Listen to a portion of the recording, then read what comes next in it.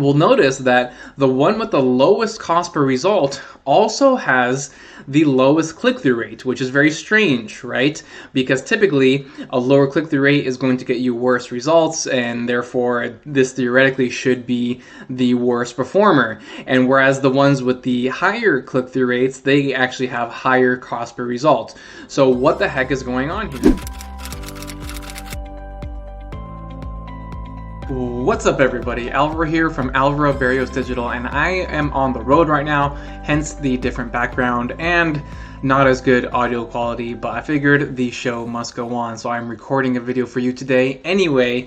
And today I want to talk to you specifically about the Facebook ad CPM, or cost per 1,000 impressions. This is a very tricky metric that a lot of people either just don't understand completely, or if they do understand it, they overlook it, and when they're analyzing their campaigns, they ignore it, when in reality, it's actually one of the most important metrics that you want to be following at all times. So let's start with just a quick definition of what CPM actually is. CPM is just an abbreviation for cost per melee, and melee meaning 1,000, and so cost per 1,000 impressions. So if your CPM is $10, you have to pay $10 to get 1,000 impressions.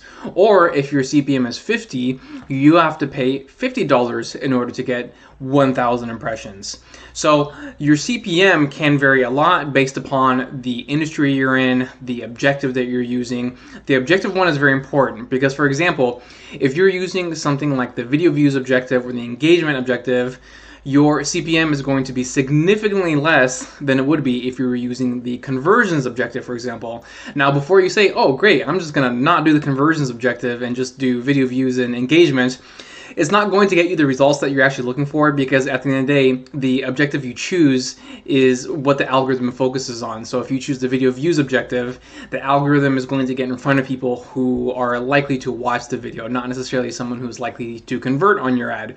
That's why the conversions objective is still important, and while it's still going to be the main objective that you're going to be using for the vast majority of your campaigns out there. Okay, cool. So now that we have a base understanding of what CPM actually is, what impacts CPM? Hey, and before I go on any further, do me a huge favor and hit that like button. It really helps get this video out to the YouTube algorithm and helps support the channel. And also, be sure to hit that subscribe button if you haven't already, and turn on your notifications. That way you don't miss any of the future videos that I put out. So the primary thing that impacts CPM is the level of competition in your industry. I have some clients that for their conversion campaigns, they have CPMs of less than $10, and I have other clients for their conversion campaigns, their CPMs are in the 70s and 80s. I know other industries that I don't have any clients in, but there certainly are other industries where for the conversions objective, right, you're going to be having a CPM that's over $100. So it's a big difference, right? Because if someone's paying $10 to get 1,000 impressions and you're paying $50 to get 1,000 impressions, the way you have to approach your ads and the ROI you can expect from Facebook ads is going to be drastically different. So just as some basic examples, for my clients that are in the teacher niche, their CPMs are very, very low. And then for clients that I have that are, I would call them in the entrepreneurship niche, meaning they have some sort of product or service that helps small business owners, their CPMs are a lot higher because it's simply a much more competitive space. Now, before you maybe run out and switch industries so that you go to a less competitive one and get a lower CPM, it's a little bit of give and take, because typically the less competitive industries usually have also audiences that maybe don't spend as much money. So going back to the teacher niche, I have several clients that create products and services for teachers, but at the end of the day, teachers don't spend nearly as much money as small business owners, for example. So even though they have low CPMs, they also have sometimes lower lifetime value. So it's a little bit of give and take. A lot of times there's a big reward for those more competitive spaces with higher CPMs. Yes, it's a little bit more difficult to get a conversion, get the sale, you're gonna have to spend more, but you can also potentially get more in the end. So just one thing to quickly clarify there. So that is the primary thing that impacts CPM, but there are other things that impact CPM as well. It could be the length of your ad copy, short or long. It could be the type of creative that you're using, video versus image versus carousel. It could be the placements that you're using, right? If you're running something on all placements or just the newsfeed placement, that's certainly going to impact your CPM. There's just so many variables, and there's also certain words that can also impact your CPM. So even if you have, let's just say, optimized ad copy from a length standpoint, even certain words in there can increase your CPM.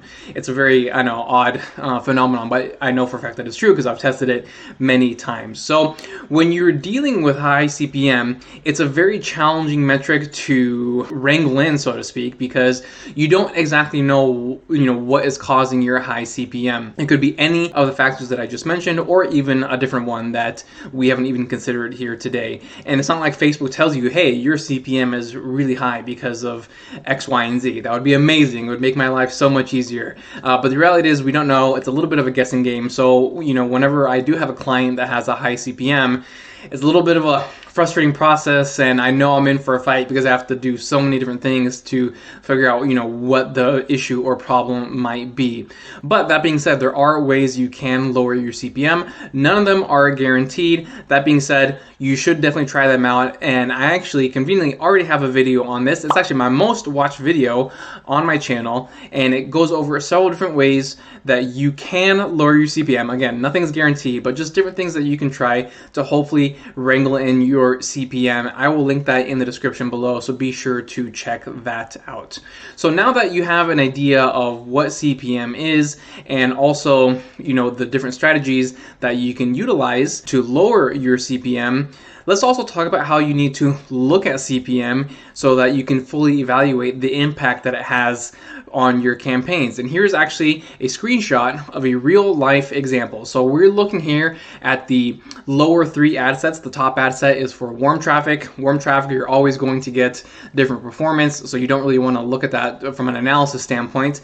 But for these cold traffic campaigns, you'll notice that there's big variations here in terms of the cost per result, and that is ultimately the most important metric for a lead generation campaign, correct? Right? You want the lowest cost per result possible.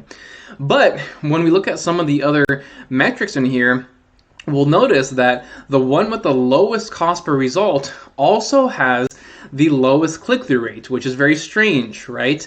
Because typically a lower click-through rate is going to get you worse results, and therefore this theoretically should be the worst performer. And whereas the ones with the higher click-through rates, they actually have higher cost per result. So what the heck is going on here?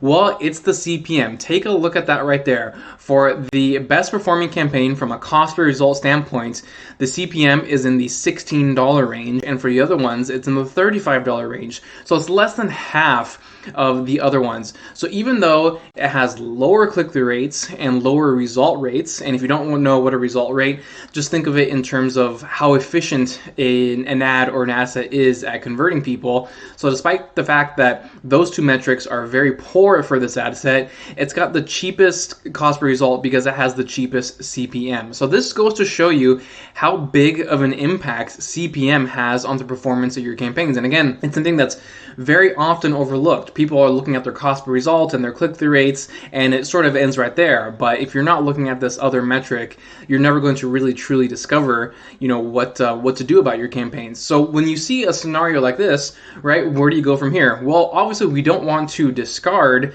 the campaigns that have the higher click-through rates, because you do want high click-through rates, but they have the high CPMs. So in this case, I would try one of the strategies in my other video, which again is linked down in the description below, on how to lower that CPM. So hopefully you can keep that same click-through rate and try different things to lower the CPM in the process. And then for the best performer from a cost per result standpoint, while it has the lowest CPM, right, I would in that instance try different strategies to increase the click-through rates, because if I can increase the click-through rates while keeping the CPM the same, right, my results are just simply going to go through the roof, and that's exactly what I'm looking to do. So hopefully this video brought a little bit of clarity in terms of what CPM is, how you can address the challenge, and how you want to be looking at it in terms of the performance of your campaigns. But if you have any other questions about this, do let me know. I'm happy to make more videos about CPM. Just let me know in the comments below, and I'll certainly tackle that. Here's 2 more videos for you to check out. I think you will find interesting as well. Thank you so much for tuning in, and I will see you in the next one.